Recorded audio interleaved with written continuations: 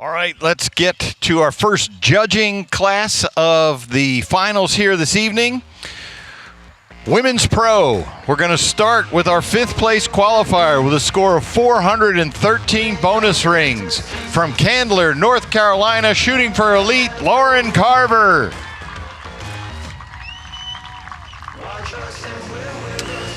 Our fourth place qualifier with a score of 402 and 10 bonus rings. From Wazeeka, Wisconsin, shooting for Matthews, Emily McCarthy.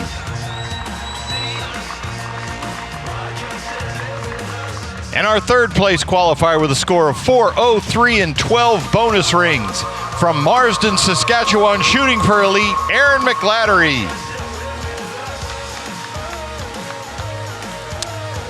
And our second place qualifier with a score of 407 and 11 bonus rings. From Dublin, Georgia, shooting for Matthews, Kailey Pettepher.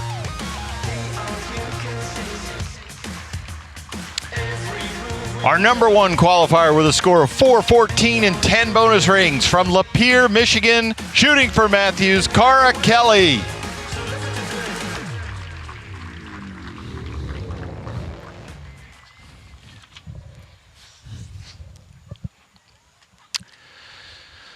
Okay, Nathan, so for folks who, before we say, for folks who do follow our tournaments and know how this system works, we want to say that delay was so that the targets could be moved. We were talking distances before, targets were all changed, new distances.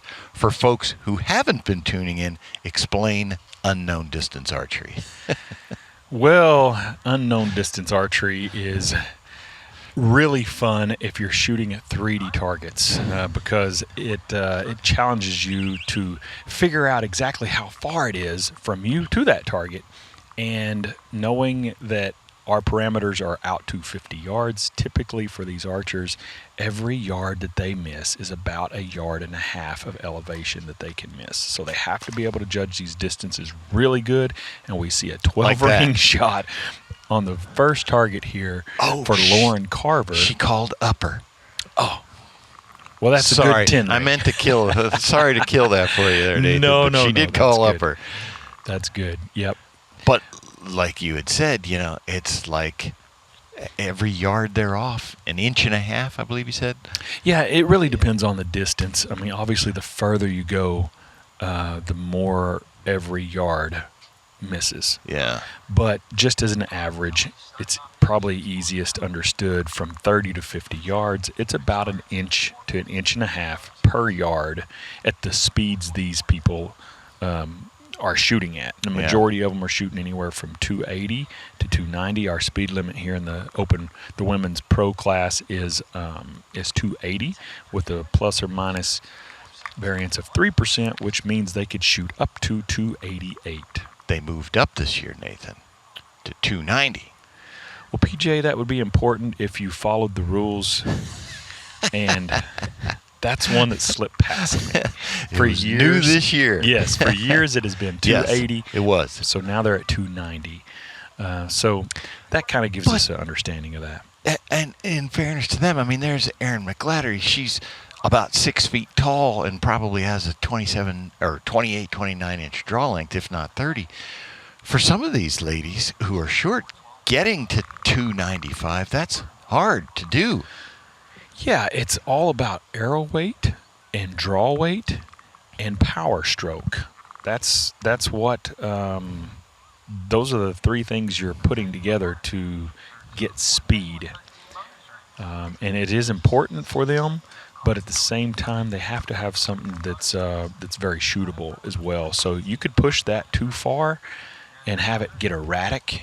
And I really don't know what that limit is for these ladies. But like you said, the shorter the draw length, the harder that speed is to get to. So we got folks coming up next. Levi Morgan's probably shooting 74 pounds. That's not necessarily what these ladies are pulling in draw weight.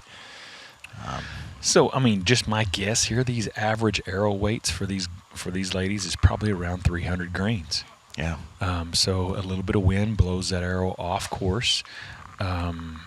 It gets it's a challenge. It's a challenge for them to get a heavy arrow and get speed, and that's really what you want ultimately. Oh, Lauren Carver just went low of that javelina, the stand javelina. If she was shooting at the lower 12, that was about 2 yards. Yeah. 2 yards of miscalculation. But you're right. Look at Erin. You know, she's almost 6 foot tall. She is very strong. I know the bow she shoots is about a 65-pound bow. And so really what she shoots is more like what most men shoot as far as poundage and draw length. Yeah. And so she gets a lot more speed. Compared to Cara, who Yes. is much shorter draw length. Let me back up. I said a lot more speed. I was going to say a lot more speed with a heavy arrow. Yeah.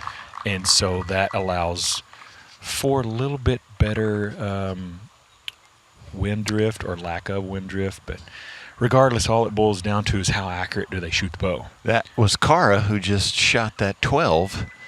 And here is Kailey with a 10.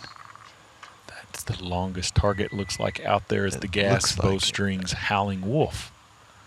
And now we're coming around to Erin McGladdery on the bighorn sheep, which I love because it's so big and fat. I'm not afraid to shoot at that one. She's going to take a 10 for Erin. She typically shoots at uppers, and I think that's what she shot at there. Emily McCarthy, our champion in Metropolis, Illinois. She was shooting at the HHA Lynx, which we can't see. That's a 10. I'm not sure how far that one is. I don't know how far any of them are. But That's why they call it unknown distance, BJ. We don't even know. yeah, so Nathan, let's talk about that as well. As we're shifting positions here. We were shooting, as you mentioned, in thick pines all weekend. Yep. Now we're out here on a football field. Right. So what that does for depth perception, anyone that has ever tried to judge distance, it can really mess with your mind. Because when you're used to seeing trees and rocks and things in between the target that you're shooting at, it gives you a depth perception. So when you walk out here onto this wide open field and all there is green grass between you and that target, it changes tremendously what you feel for that depth. So let's talk about throwing a ball, because there's a lot of people that understand that. If you're making a throw from third base to first base and you've played baseball before, you understand how much oomph, the power you have to put behind it to get it there. Yeah.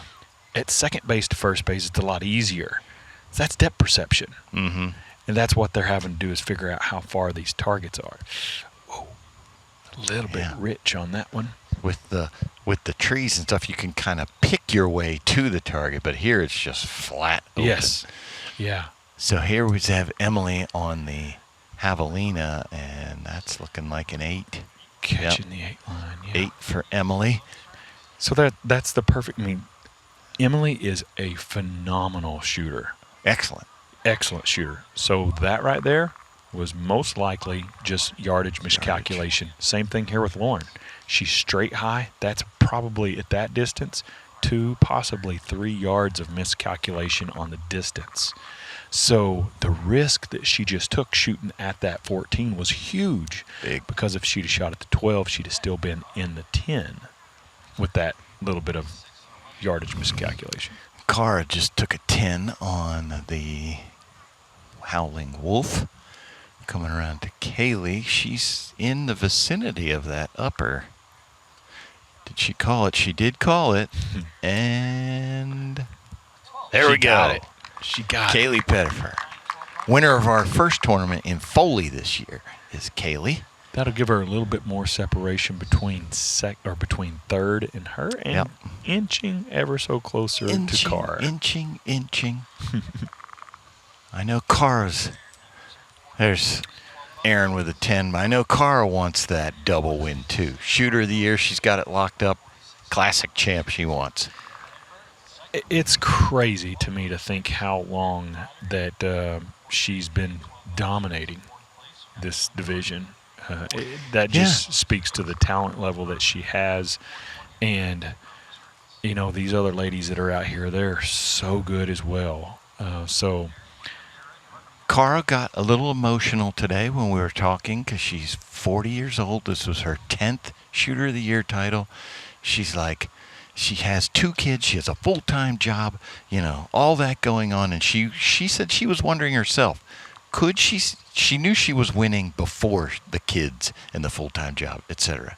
She was wondering, can she keep doing it after?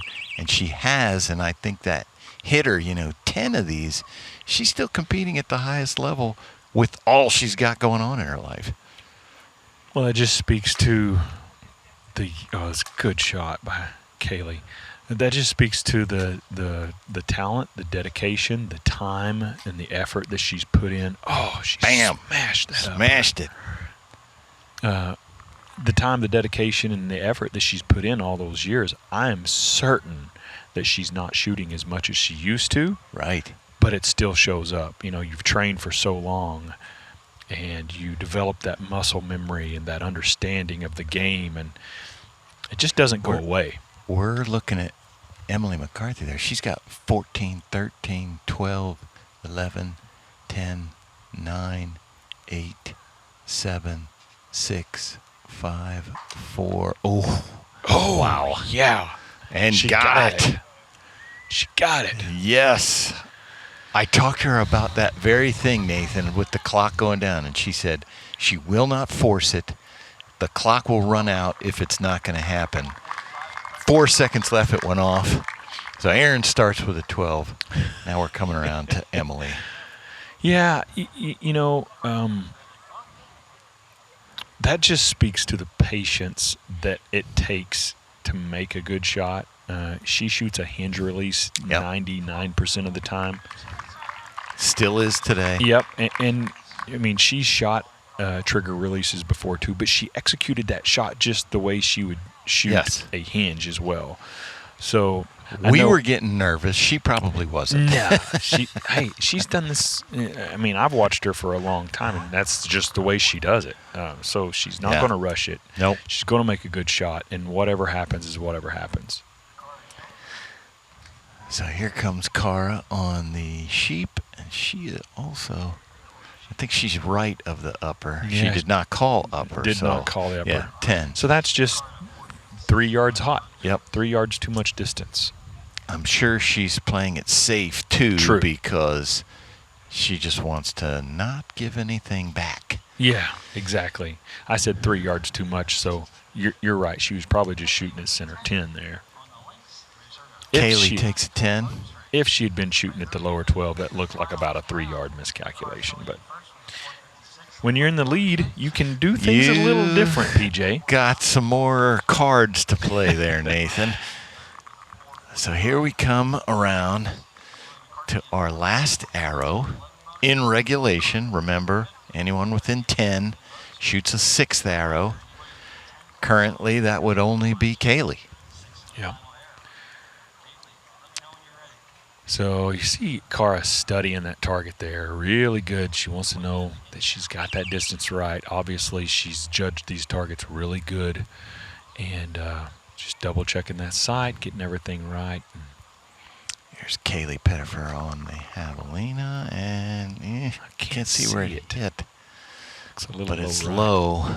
It didn't catch the 12, that's for sure. Cara shooting a hinge release as well. There's no trigger there. When I say hinge release, I mean a release without a trigger. Center 10. Yep. Safe play. Just right over the 12. All right, here we go. Erin needs a bonus ring to get into this. And it is... Oh, man, I think she's just over it. She called the upper, though. Oh, she did, yeah. So she's just under it. Nope, that's not going to do it. Oh, Emily let down. There you go. That's what we were talking about. She has 10 seconds left. 9. Here we go. 6. We have somebody out in the audience 6, actually giving 5, her an audible. 4, 3, 2, 1. Nope. She got it off in time. That's interesting that she and I talked about that in a podcast, that she will not force it. It's either going to go or it's not. That one just didn't. All right, 8 we start off with for Kailey, I believe that was. Yep. Yes, Kailey. And now we got Erin. Erin takes on 10. the Swacker bedded buck. I believe that's going to lock up third place for Erin. Here we go. Oh, yeah, she was struggling there. Yeah, she was just trying to get through it. Yep. Some points is better than nothing. Just wasn't happening. And so I guess she got it off. Wait, was that her? Yes, I guess she got it off in time. She did. She got a 5. And we have a 14 attempt here on this. Yes, we do. Bodoodle. That's Lauren Carver. Sheep. Went for it. I think she's a little tall. Yeah, just over it. Good try.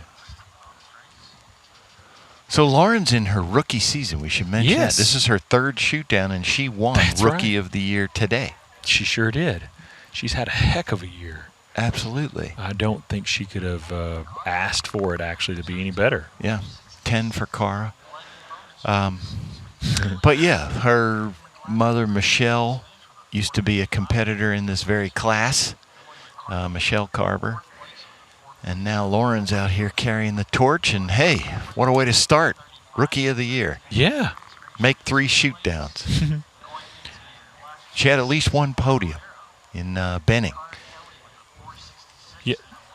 Did I can't remember what she did in Metropolis. yeah, I was going to say Benning is the one where for some reason I was thinking she actually won. She had the lead for a little while there. Yeah, Sharon Wallace was our winner there. That's right.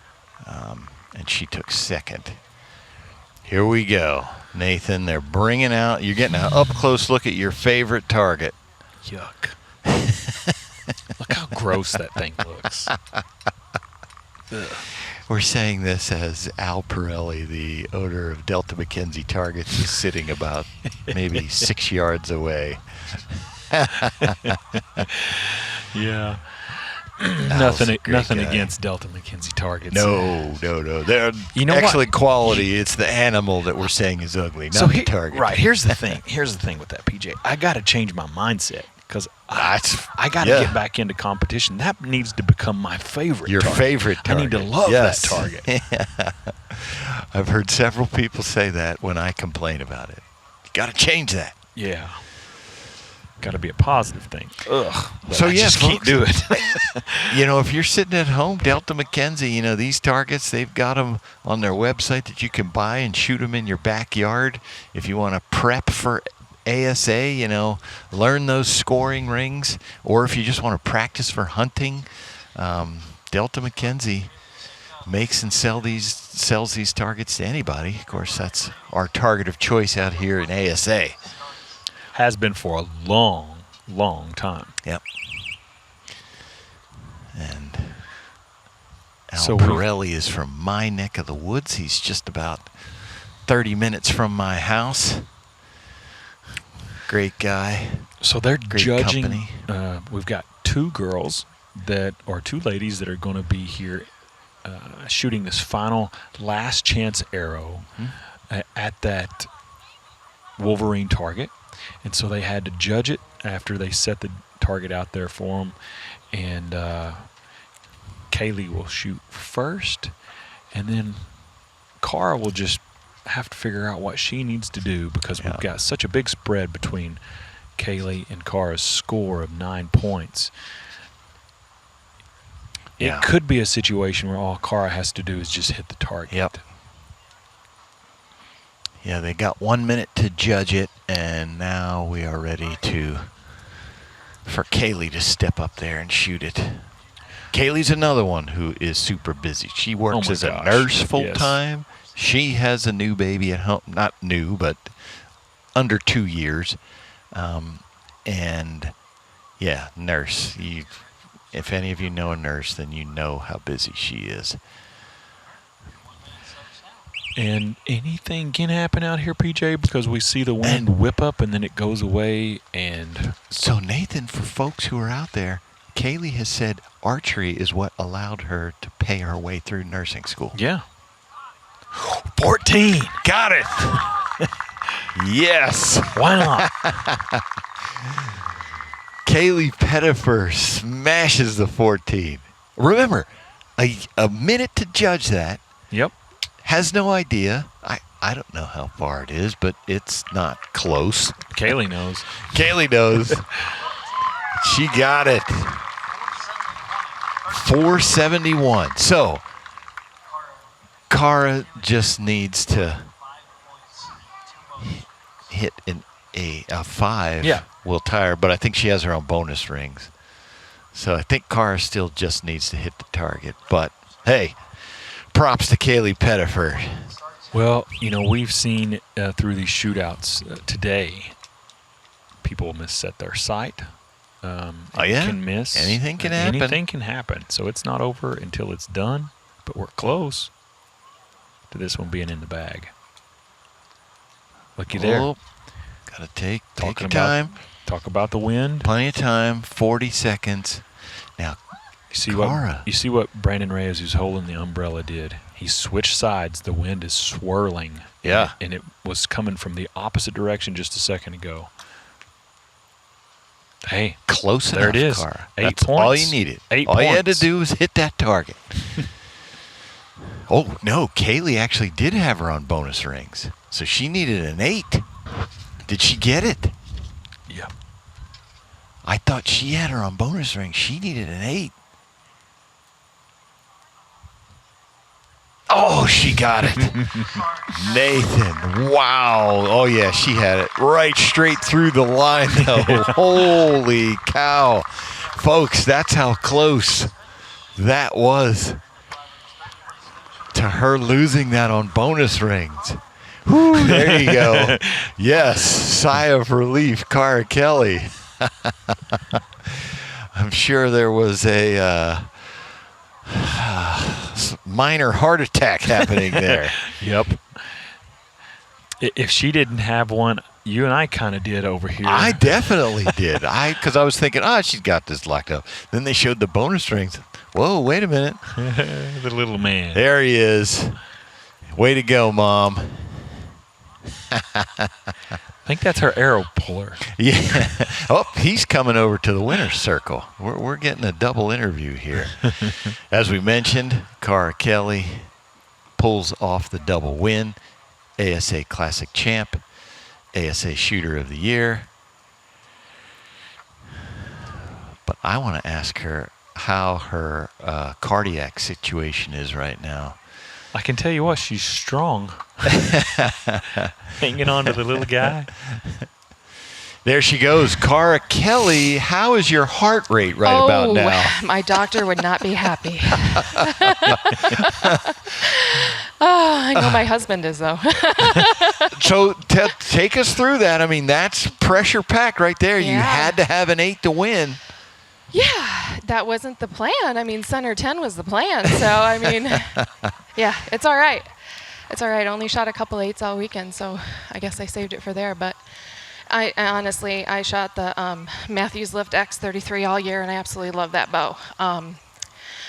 Absolutely pounds, and it just feels good to get my 10th shooter of the year and another classic victory. Well, that's exactly what I was going to say. 10-time shooter of the year, and now a classic victory to go. That is just adding to that resume. How many times now for the classic? I have no idea. I have no idea.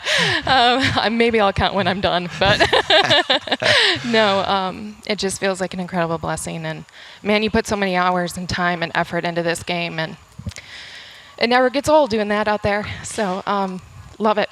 Cara Kelly, 2025 Women's Pro ASA Classic Champ and Shooter of the Year. Congratulations. Thank you, guys. Congrats. We did it, buddy. All right, folks, don't go anywhere. After this commercial break, we'll be back with our final division of the night, Open Pro.